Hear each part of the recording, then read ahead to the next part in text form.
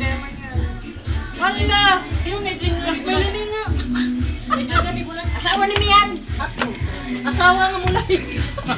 Asawa naman niya. Ubaw na. Kasi aplikante ko yan eh. Wag, bababasag yung camera niyan. Bala ka doon, Ben. Tagal na. Doon sa kwarto. Pinapanood yung yearbook. Yearbook. Ang hinahanap na yun. Akala ko yearbook Ang ito eh. hinahanap namin yan. Ang kailangan nila ngayon, caretaker na Sigawan lalaki. kita. Kahit wala kang Mailbox ko din eh. Ruba na. experience, bibigyan ka daw ng 2 weeks. Ngayon, ang Mag-radyo ka na salary iba? deduction Hindi, mo, okay lang 1 yan. month salary Pag deduction. nagsisigawan kayo. Maylin, pag magpaano. Yung Pag pagdating doon, may utang ka isang buwan. Okay lang. Kung may pera kang cash, para naman magkambal ni Maylin. 130 ang sahod mo isang buwan. 130 ang salary deduction. Hindi, di ba pag sa mga salary deduction hindi